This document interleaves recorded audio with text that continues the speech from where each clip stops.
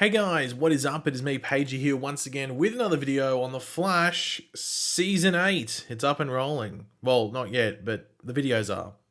That makes sense. So we're about a week on from watching the Flash Season 7 finale and seeing how a very short season came to an end. And while there wasn't much set up for what is coming next season, that being in Season 8, which was disappointing to most, not seeing something to set that up, we did have a series of interviews with the showrunner for The Flash, that being Eric Wallace, come out, in which he has dived into some frequently asked questions coming out of Season 7's finale, and for the most part, stuff heading into Season 8. Now, I have done another video on an interview that Eric Wallace did, but that video involves different questions and answers to this one, so there's no repetition in this video or that video, and there might be another one coming with another interview mixed with some other stuff in the, I guess, next week or something like that, something along those lines. But of course, throughout the video, be sure to let me know your various opinions, thoughts, theories, anything like that coming from this video. I'm always curious to hear what you're thinking and what you think of what Eric Wallace has to say. And of course, if you're going to enjoy the video and you're looking forward to anything that is brought up here, why not drop a like on the video to show your support for the channel and just your general excitement. So this interview is coming from EW, not Eric Wallace, but EW as in Entertainment Weekly. And yeah, I'm not going to go over every question from this interview, as some questions are a bit just lame, to be completely honest, or they go over stuff that we've previously gone over in the other video. So the link to the interview is in the description down below if you want to go check out the entire thing after the video. But yeah, let's just go over all of this right now. Where did the idea to bring Reverse Flash back in this way come from? I've had that idea for a year. It's just been in my pocket and I haven't been able to say a word, and I've been dying to tell everybody. Like, just be patient, he's always going to be back. Because it was very important we were establishing a new villain speedster in Godspeed to show how really dangerous Godspeed is. He's so dangerous that the Flash has to partner with his worst enemy to defeat this guy.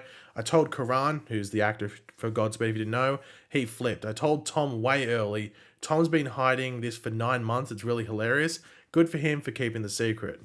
Now, obviously, I think just quickly on this, it would have been better if we had another episode or two with Godspeed so we could flesh him out more before Reverse Flash came into it, but unfortunately we didn't. And what about the lightning sword fight? I was reading the Flash comic series that Joshua Williamson is writing, which I love, and there was an image in one of the comic books of Godspeed holding up a lightning sword. I thought to myself, what if it wasn't one sword, but 3 swords, 3 speedsters, and they're all super fast? That would be amazing if we could pull that off.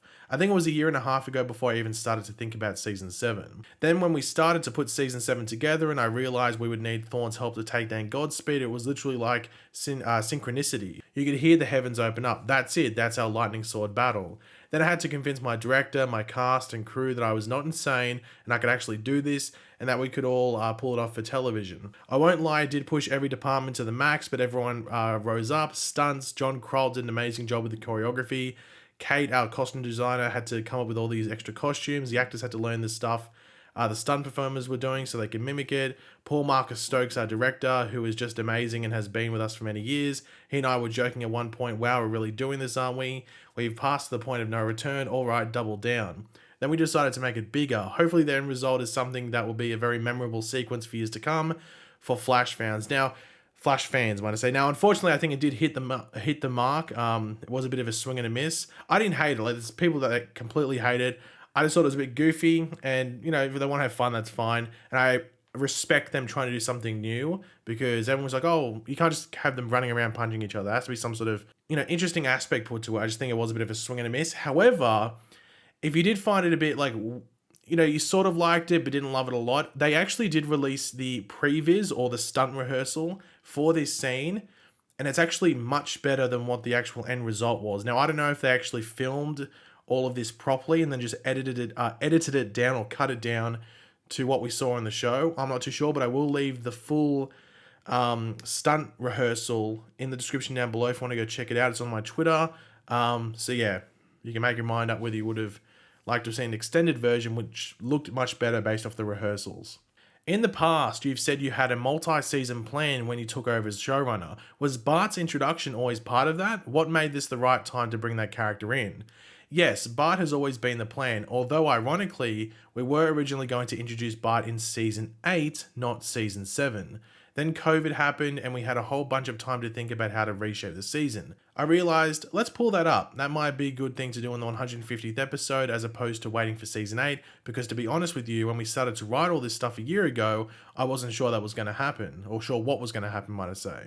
Would there be a season 8 at that point? So I also couldn't take the chance. I wanted to make sure at least Impulse got an appearance. Fortunately, we did get an 8th season. So there has been talk about, like, and discussion from fans whether Godspeed being connected to Bart or Bart being connected to Godspeed, whichever way you want to put it, worked. And I don't necessarily think it didn't work. I just don't know if it necessarily fit. You know what I mean? Like, I think once we leave that, is that something they're going to remember about Bart? Or, you know, Godspeed, like, was affected Bart really badly in the future. Like, I don't think any of us are going to remember that going forward, or at least when we see Bart, there's a connection there. When we have Barry, though, in the Reverse Flash thing, we know that connection immediately. Like, it's something that's always in the back of our head. So I think that sort of suggests that they never had any intention to connect Bart with Godspeed, at least based off the fact that he wasn't meant to be there till season 8. So that might explain why it felt a bit, you know, unorthodox and maybe just didn't work that well for some. So yeah. Do you have plans to bring Bart and Nora back next year? If I was a betting man, I would say you will definitely see Jordan and Jessica again next year. It's just a matter of when and how they return, because they're just so fantastic. We just can't wait to have them back on the show. Now, I'm not too sure whether this is too much of a question, because it's important to remember when we ended season 7, Bart and Nora are still in the present day. We never see them leave. Now, of course, they could leave off screen. We've seen characters leave off screen before. Remember Julian Albert? He just left. We all assumed he was going to be in season 4 after season 3, and we got there and it was like, no, he's gone. They just said that he went back to London. They just mentioned it quickly in like the first episode. So they could do that with Bart and Nora, but we're led to believe from people in Vancouver and stuff like that. And I think even the actress who plays Jessica Parker Kennedy, who plays Nora, told someone that she's in next season as well. So we should see them in episode 1, I would assume. And then maybe they'll be there for the first few episodes, because the actor that plays Bart, Jordan Fisher, is on a Broadway thing starting in, I think, December or November. So he'll only be able to do a few episodes before he'll have to go there and rehearse and then start that production. So he'll be gone for the rest of season 8 after that. Was Iris gaining speed powers a one-time, or more accurately a two-time thing, or will she keep them going forward? No, Iris is not a speedster. This is a one-time thing, or I guess it's a two-time thing, as the question does say. However, in the season 8 premiere, Iris has a whole new thing going on that's really exciting. She has so many exciting things to deal with next year in the non-speedster capacity, which is the journalist side of her that we are so excited about. I won't go any further. Now, I want to believe you, Eric Wallace, but you said the exact same thing heading into season 6 and season 7, and Iris is still only recognized really as Barry's wife, unfortunately. So if you can go through with that and actually make Iris a proper journalist, I'm all for it. I think we're all for it, because it's the one side of Iris that really works on the show. But you've said that going into season 6 and season 7, and it still hasn't happened. So hopefully third time's the charm. Crossing my fingers. Are you approaching season 8 as if it might be the last one? You know, I get asked this question all the time, and it's weird because I honestly don't know whether it is or not. So I'm just treating it as, let's tell the best season we can. It's something I tell the writers all the time. Tell every story new every week as if this is the last Flash episode we all get the privilege of telling. That's how we sort out our ideas by priority. Because we have such a talented group of writers, we have so many ideas that we can't get them all in one season. But that's great, because that allows us to prioritize. But all I can tell you, and this is total honesty, we will continue to do what we always do, which is approach every episode as, how can we make this episode in this season the best one ever? Well, not really much to say there, because I just thought I'd bring it in there just for people wondering, and that's the showrunner's response. I had the opportunity to speak to Cress Williams when Black Lightning ended, and he mentioned that The Flash had reached out to him about guest starring next season. Has there been any movement on that front, and is he one of the heroes that may be featured in the special 5 episodes at the beginning of season 8? There's so many guest stars that we want to bring over, and those will all be announced later, so I don't want to drop any spoilers, but I will say the whole gambit is open. It's wide open. We are considering literally every character from every Arrowverse show to potentially come and play with us for part of this 5-part special event. So who knows? Ask me that question in 3 months. So what's 3 months? That must be shortly after that would be after they finish filming, I think, those 5 episodes, I think. So I think we'll probably get announcements for those fairly soon. They're meant to start filming The Flash. I think it's in like 2 or 3 weeks or something like that. So we should know fairly soon who at least is, if there's going to be anyone in episode 1. because they still haven't confirmed that every episode has a guest character. There might only be 3 out of the 5 which have a guest character like a Superman, a Stargirl, a Black Lightning, whatever it might be. But we should start hearing who's there or who's going to be in them when they actually start filming in around 2 or 3 weeks. So keep your eyes and ears open. Are you approaching this as a 5-part story, or is it 5 standalone episodes? It's a 5-part event. We're going to do what we always do, which is our graphic novel format. We'll be telling a self-contained story, no spoilers there, but we're just going to up the ante. The idea behind this is to give the audience a big gift of thank you for hanging with us through everything that we've been through together in the last couple of years, and while we've all been together as fellow Flash fans and part of the Flash family for 7 years.